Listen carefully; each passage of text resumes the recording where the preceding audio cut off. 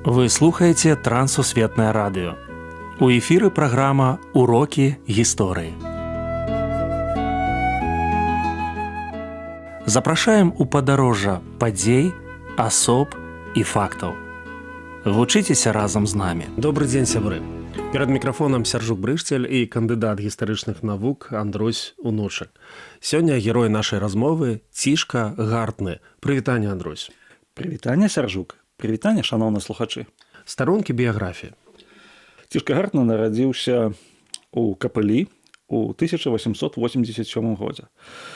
Ён быў чалавекам такога паходжання местачковага. Ягоны бацька быў гарбаром. Ён таксама быў гарбаром, працаваў са скурамі. Вельмі цікава, ён сам у сваёй аўтабіяграфіі апісвае сваё дзяцінства. Працоўную дзейнасць ён пачаў з 12 гадоў. З 12 гадоў тады дзяцей аддавалі вучыцца, але на вучобу патрэбна было зарабіць. Таму бацькі аддавалі яго ў наём пастухом. Ён пасвіў кароў ці авечак, часам і кароў авечак разам, цэлае лета і восень, а калі ўжо вось гэты сезон, калі жывёла пасвілася, ён заканчваўся, ён вучыўся у дырэктара. Ён хацеў паступаць у семінарыі розныя, аднак яму перашкаджала палітычная нядобранадзейнасць. Рэч у тым, што ён далучыўся да сацыялістычнага руху, ці, як ён казаў, вызвольнага руху. Ён быў у Кіеве, ён быў у Вільні. Не дазволіла гэта атрымаць яму вось такую класічную адукацыю. Пэўны час ён супрацоўнічаў з газетай «Наша Ніва».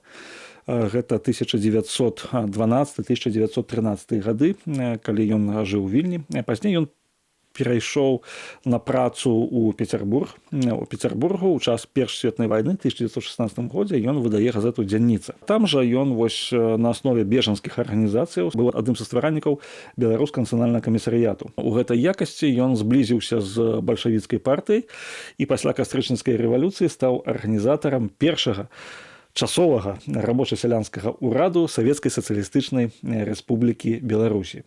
Так вось тады называлася. Праз нейкі час, літаральна праз некалькі дзён, у яго адбыўся канфлікт з бальшавіцкім кіраўніцтвам, таму што яно лічыла, што Беларусі дастаткова адной мінскай губерні, а вось Віцебская і Магілёўская павінны адысці да Расіі. Гэта прывяло да канфлікту, ён фактычна зыходзіць з гэтага ўраду, аднак застаецца у такой вось палітычна актыўным дзеячом.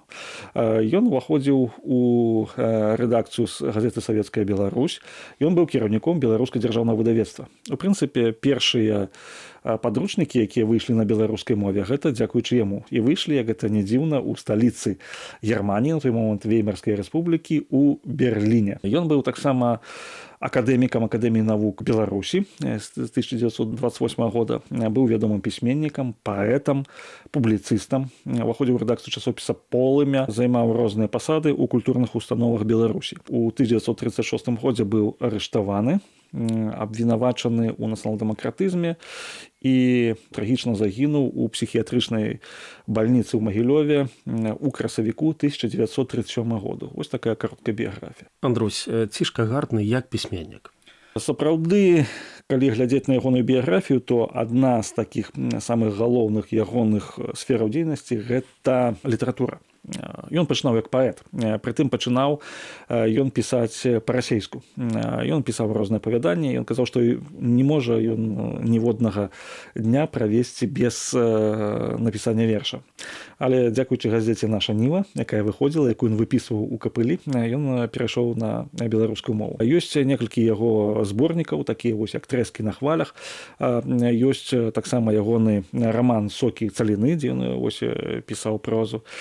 І вельмі шмат артыкулаў ён пісаў у часопіс «Полымя». У Інбелкульце, інстытуце беларускай культуры, ён узначальваў секцыю па вывучэнні рэвалюцыйнага руху ў Беларусі. Такім чынам ён такой вось жанр гісторыка-дакументальнай аповесці таксама.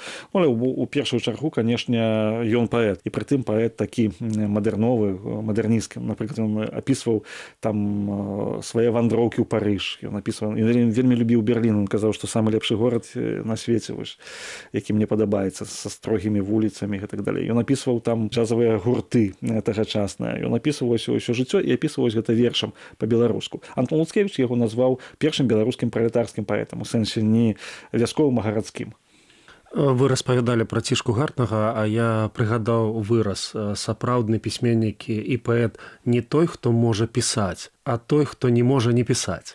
Так. Добра, наступнае пытанне. Наш герой і журналістыка. Як журналіст ён склаўся вось у супрацоўніцтва з такой газетай, як Савецкая Беларусь. На той момант яна выходзіла на беларускай мове, і ўвогуле ён напісаў, што аднойчы ён ішоў вось там па вуліцы, пачаў чытаць вось гэту газету і зразумеў, што ён вельмі хоча нават, скажем так, пісаць артыкулы такія. Ён быў рэдактарам таксама вось эта газета «Дзянніца», якая выходзіла у Петраградзе, якая гуртавала беларусаў Петраграду. Ён быў такім палітычным публіцыстам, дзе апісваў розныя падзеі тагачаснага жыцця. І ён быў чалавекам, які, напрыклад, яшчэ, калі бяромся нашаніўскай публікацыі яго, ён напісаў, напрыклад, выбары ў 3-ю дзяржаўную думу. Ён напісваў усе дэлегаты і казаў, раіў сваім чытачам, за каго галасаваць і за каго не галасаваць. Таксама меў такое вострае публіцыстычнае перо. Загадкі асобы. У жыцці некалькі загадак ёсць ягона. Першае, вось это 19-й год, вось ягоны гэты дэмарш наконт тэрытарыяльнае пытанне.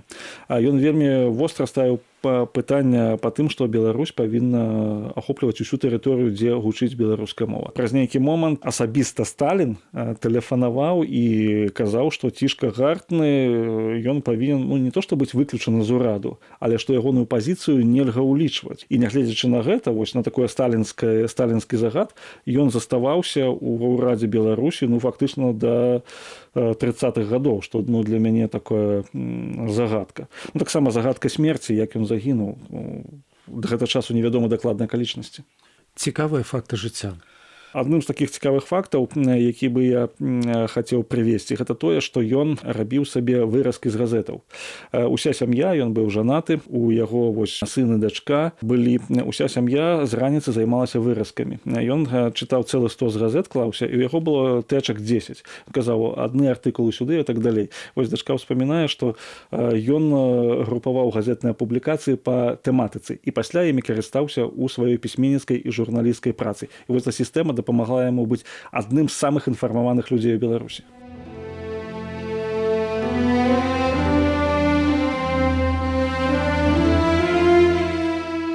Цікава гартаць старонкі жыцця іншага чалавека.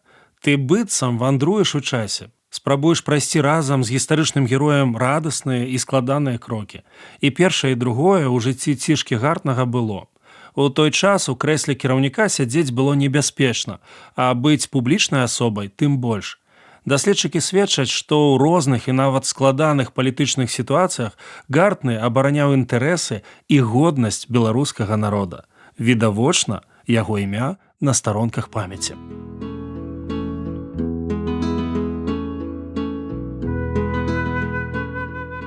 Дзякую, што далучыліся да нашага праекту. Калі ў вас ёсць пытанні, пішыце, каля ласка, на адрас Трансусветнае радыё, урокі гісторыі. Паштовая скрынка 45, індекс 22 40 20, горад Брэст 20, Беларусь. Пакідаю для сувязі электронную пошту rmtwr.by@gmail.com. Шукайце нас на сайце twr.fm. До новых сустрэч!